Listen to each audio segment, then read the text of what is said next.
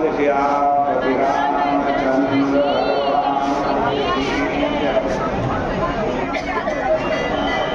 देखो, अंगद की सभा में आते ही रावण ने प्रश्न किया, अरे बंदर, तू कौन है? अंगद कहते हैं, मैं राम जी का दूत हूं। राम जी का दूत। कह दस कंठ कवन ते बंदर, कह दस कंठ कवन ते बंदर।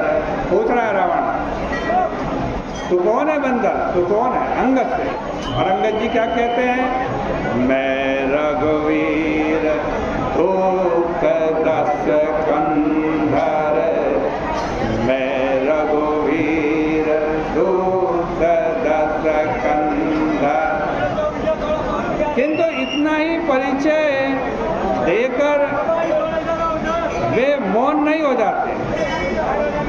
इसके बाद उन्होंने अपने पिता और रावण की मित्रता की भी दुहाई दी अंगद जी। वो कहते हैं, मेरे पिता से आपकी मित्रता थी, इसलिए आपके हित के लिए आया हूं, आपको समझाने के लिए आया। मम जन कही तोई रही मिताई, मम जन कही, जन कही मैंने मेरे पिता से तो ही रही मिताई, तुम्हारी मित्रता थी। तब हित कारण आयऊ भाई, तब हित कारण आयऊ भाई। इस वाक्य को सुनकर रावण की आकृति पर प्रसन्नता अथवा परिचय का कोई चिन्ह परिलक्षित नहीं हुआ कि मेरे मित्र का बेटा आया है, मेरे हित के लिए आया है, तो खुश होना चाहिए था रावण। नहीं, बाली से जो पराजय उसकी हुई थी, बाली ने जो अपनी कांख में दबाकर रावण को पूरे विश्व का चक्कर लगाया था ना, उस पराजय की जो गाथा थी वो उसके अंतःकरण में अमिट भाव से अंकित थी। मैं इसके पिता से हारा हारा। उसे छिपाने की व्यग्रता में वो साधारण शिष्टाचार भी भूल जाता है। वह अपनी सभा के समक्ष यह प्रदर्शित नहीं होने देना चाहता था कि उसकी दृष्टि में बाली कोई बहुत महत्वपूर्ण व्यक्ति था। अंगद उसके इस अंतर्द्वंद को समझ गए। रावण के मन में क्या अंतर्द्वंद है, इसको अंगद समझ गए। तब वे बिना पूछे नहीं रह पाए कि क्या आपकी भेंट कभी मेरे पिताजी से हुई थी?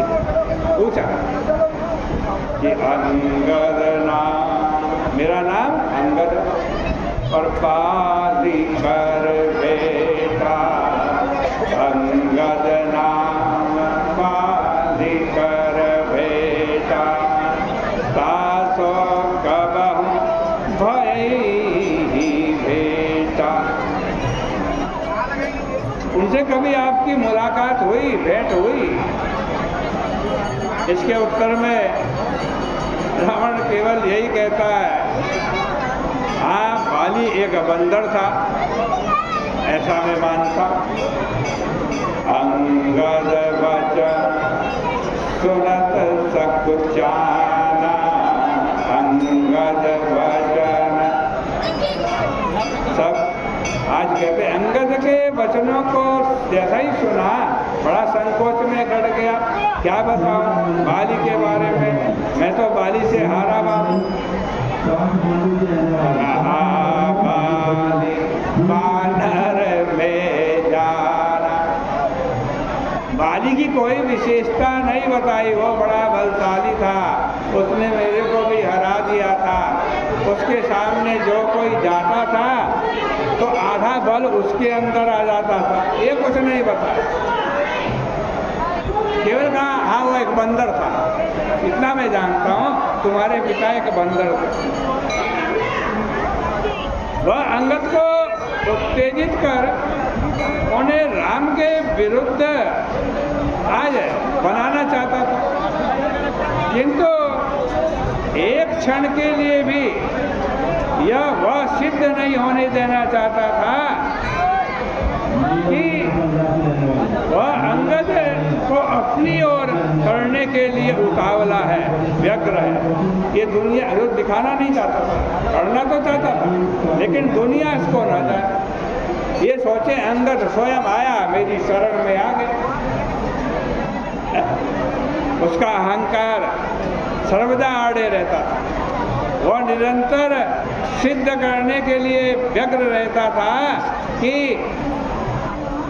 उसे किसी की कोई जरूरत नहीं है, उसे किसी की परवाह भी नहीं, उसे किसी की सहायता की भी जरूरत नहीं। अंगद की तो बात ही क्या, वह अपने सैनिकों के समक्ष भी यही प्रकट करना चाहता था कि इस लड़ाई में वह अकेले ही लड़ करके जीत सकता है। राम जी के साथ जो लड़ाई हो रही है उसमें किसी की जरूरत नहीं। निज भुज बल में बेरू बढ़ावा, मैंने तुम्हारे सहारे से आज राम जी से बैर नहीं बढ़ाया। निज भुज बल, अपनी भुजाओं के बल के भरोसे ही राम जी से शत्रुता की। रिपु चढ़ी आवा, और यदि शत्रु मेरे ऊपर चढ़ करके आएगा तो मैं उसको उत्तर भी देना जानता। इसलिए अधूरे मन से किया जाने वाला उसका प्रयास सर्वदा निष्फल सिद्ध होता है। यदि किसी व्यक्ति को अपनी सहायता के लिए नींद से जगाना अभिष्ट हो, कोई सो रहा है, हमें उस सोने वाले व्यक्ति की सहायता चाहिए, तो उसको जगाना है? तो केवल इतना यथेष्ट नहीं है कि किसी न किसी उपाय से उसे उठा करके बिठा दिया जाए। यदि किसी सोए हुए व्यक्ति को आज पहुंच करके जबरदस्ती जगाया जाए और वो जाग भी जाए तो क्या होगा? जाग के क्रोधित हो जाएगा। क्रोधित होगा, सोना व्यक्ति आराम से उसको जबरदस्ती सुई चढ़ा करके जगा रहे और सेवा के स्थान पर उसकी झुंझलाहट ही सामने आती है। फिर रावण ने भी ठीक इसी प्रकार का व्यवहार अंगद से किया। उसके लिए उचित तो यह था, अरे अंगद आया है, मेरे मित्र का बेटा आया है, उससे स्नेहपूर्ण व्यवहार करता, उसके पिता की प्रशंसा करता, उसके पिता का सम्मान करता, तो बात थी। लेकिन वो तो कह रहे एक बंदर है तुम्हारा बाप, केवल है भैया, उचित नहीं था। आज कहते हैं उसके पिता की मृत्यु पर शोक तो कम से कम प्रकट करता रावण, बाली के प्रति हुए अन्याय का वर्णन करता हुआ अपनी सहानुभूति प्रकट करता, किंतु उसके स्थान पर वो पहुंचने की पद्धति का आश्रय देता है। वह कटाक्ष भरे स्वर में अंगद से प्रश्न करता, अरे अंगद ये बताओ आजकल बाली कहाँ है? वो कुशलता पूर्वक तो है ना? अब कहूँ कुशल बाली कहाँ आई,